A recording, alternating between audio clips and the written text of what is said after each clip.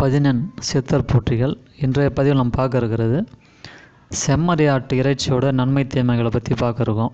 இதை ஏன் முக்கியமாக பதிவு செய்கிறோன்னா, இதுக்கு முன்னாடி ஆட்டு இறைச்சி, கோழி இறைச்சி, அனைத்து விதமான இறைச்சியை பற்றி பேசியிருக்கோம். இது எல்லாத்தோட முக்கியமானது இதுதான். ஏன்னு கேட்டோம்னா, சிக்கன், மட்டன் இந்த ரெண்டு விஷயத்தில் வந்து அதிகமாக விரும்பி சாப்பிட்றது தான். அதுலேயும் ரெண்டுத்தையும் விரும்பாதவங்க என்ன பண்ணுவாங்க, அதோட வீச்சம் அதிகமாக இருக்குது, நாற்றம் அதிகமாக இருக்கும், கவுச்சி வாடை அதிகமாக இருக்குது அப்படின்றதால செம்மறி ஆட்டு கறி சாப்பிட்டா கொஞ்சம் சாஃப்ட்னஸ் அதிகமாக இருக்கும், ஸ்மெல் இருக்காது அப்படின்ற நினைப்போட சாப்பிட்றாங்க. அது எதுவுமே சரியானது அல்ல. செம்மறி ஆட்டு இறைச்சியானது சாப்பிட்டால் நோய் தான் உண்டாகுன்றது சித்தர் பாடலில் ஆதாரம் உண்டு. அதற்கு மாற்றாக நீங்கள் வேறு கறியோ வேறு ஜீவராசிகள் சம்மந்தப்பட்ட மாமிசங்களை சாப்பிடுவது இதை விட அது சிறந்தது. அது சிறந்தது அல்லன்னு சொல்ல முடியாது. சித்தர் பாடலானது செம்மறி ஆட்டு இறைச்சியோட குணத்தை பற்றி, அம்புவீர் செங்கரப்பானாண்டுவது மாத்திரமோ செம்மறி ஆட்டு கறியை தின்றாக்கார், கொப்பிலிருந்து மதிப்பார் போல் லெப்பினியும் உண்டாம் மருந்துயிர நீங்காதரி.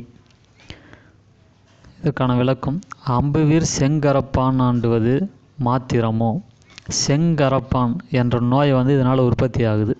செங்கரப்பான் அப்படின்னா ஸ்கின்னை சம்மந்தப்பட்ட நோய்கள் அது ஒன்று. கரப்பான் எல்லாருக்கும் தெரியும். கரப்பான்லேயும் ஒரு விதமான செங்கரப்பான், சிகப்பான நிறத்தில் சொரிஞ்சால் ரத்தம் வரும், தோல் பிரியும். இதுதான் செங்கரப்பான் சொல்லுவாங்க. கருங்கரப்பான் எல்லாருக்கும் தெரிஞ்சிருக்கும், கருப்பாக இருக்கிறது. யானை கரப்பான் தனியாக இருக்குது. கரப்பான விதங்கள் எத்தனை இருக்குன்றதை பின்னாடி பார்ப்போம். இதை சாப்பிட்டால் செங்கரப்பான் வரும் என்பது உறுதி.